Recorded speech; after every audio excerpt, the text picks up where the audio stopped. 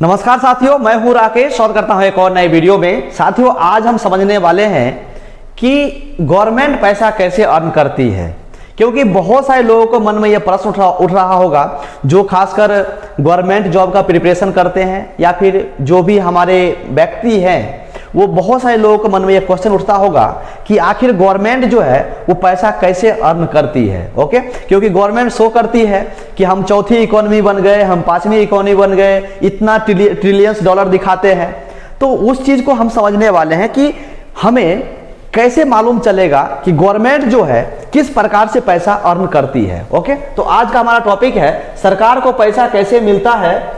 हर एक रुपये में सरकार कमाती है। कितना कमाती है? अगर मान लीजिए गवर्नमेंट के पास अगर 1 रुपया है तो उस 1 रुपया से वो कैसे पैसा को घुमा करके पैसा कमाती है। अगर आप देखें, सबसे पहले देखेंगे तो गवर्नमेंट जो है अलग अलग हर एक टैक्स को डिवाइड करके रखा है। हर एक टैक्स को डिवाइड करके रखा है। अब देखिए यहां पर क्या क्या है। सरकारी बॉन्ड या कर्ज, उसमें अगर मान लीजिए गवर्नमेंट के पास 1 रुपया है तो 1 रुपया को किस भागों में बांट करके पैसा कमा रही है। तो पहला पॉइंट है सरकारी बॉन्ड या कर्ज, इससे उनको 20 पैसा मिलता है।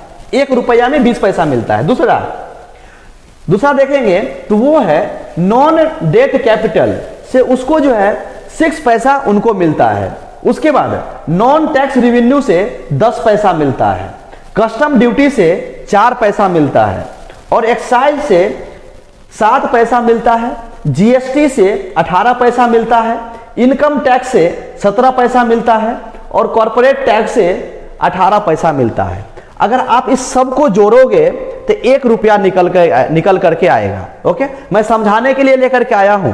अगर आप इसको 100 रुपया मानेंगे तो ये 20 रुपया हो जाएगा, ये 6 रुपया हो जाएगा, ये 10 रुपया हो जाएगा, ये 4 रुपया हो जाएगा, ये 7 रुपया हो जाएगा, ये 18 रुपया होगा, ये 17 रुपया होगा और ये 18 रुपया होगा। ये सबको अगर जोड़ोगे तो ये 100 रुपये निकल करके आएगा। ओके,